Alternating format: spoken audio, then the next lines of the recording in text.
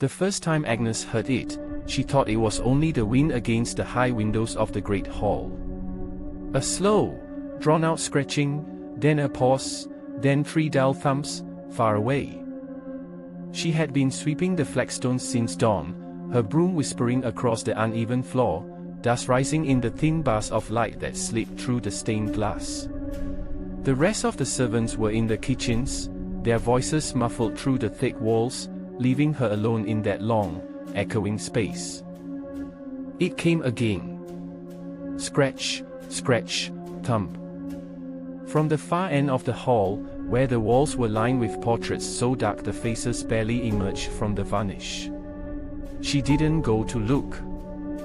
Not because she was afraid, not yet, but because she had been told, when she first came to work here, that certain corners of the hall were not hers to tend. The master likes to see the dust lie there, the butler had said, in that clipped way that suggested the reason didn't matter.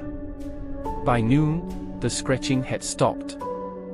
But when she returned with her bucket to wash the stone at the hall center, she found 3 perfect circles of pale dust on the floor, as if something heavy had been set there, and then lifted away. She cleaned them without thinking, though her fingers tingled as they brushed the stone. In the evenings, after the fires were banked and the candles snuffed, the house grew impossibly quiet. Agnes had grown used to the silence. It was a kind of blanket, heavy and complete.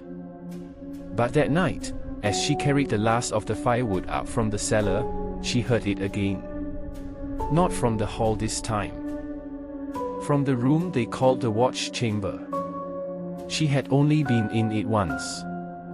The butler had shown her, in passing, the row of strange glass boxes that lined one wall, each with a faint glow, like trapped moonlight. For security, he had said, though Agnes had not understood.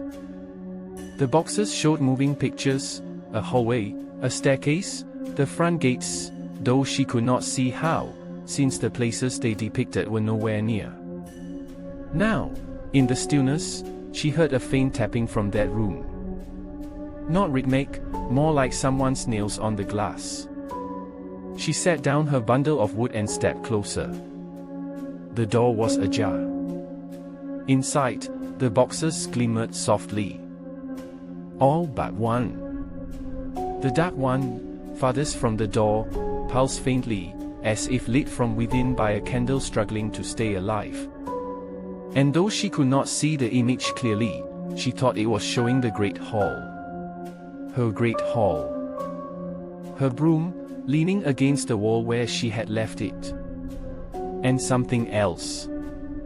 In the dim flicker of the glass, a tall shadow moved along the row of portraits, but it did not walk. It swayed, as if pulled on a string, its limbs too long for its body. Agnes blinked hard, and when she looked again, the box showed only the empty hall. The next day, she kept her head down and her work quick. She told herself she had imagined it. The glass boxes were magic of some sort, and magic made pictures lie. But by late afternoon, when the wind picked up and rattled the windows, the scratching began again. Louder now, almost impatient. She was close enough to the forbidden wall this time to smell the old varnish and the faint sourness of damp cloth. The portraits seemed darker than before. The eyes harder to see. She backed away, her broom dragging lines in the dust. That night, she passed the watch chamber without looking in. But the glow from the half-open door spilled across the floor like water, and she caught a glimpse of the boxes. One showed the cellar steps. One showed the front gate. One showed her own narrow bed under the eaves. She stopped. The picture was still, but she saw her blanket shift, slowly, as if something beneath it were breathing. Her mouth went dry.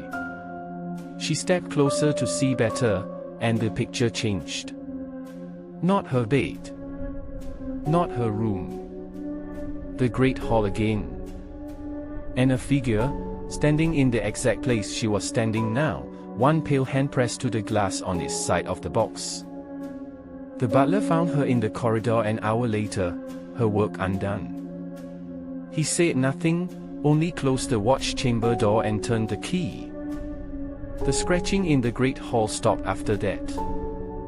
But some nights, when she passes the door with her water pail, she feels the faintest hum through the wood. Like something inside is waiting for her to look again.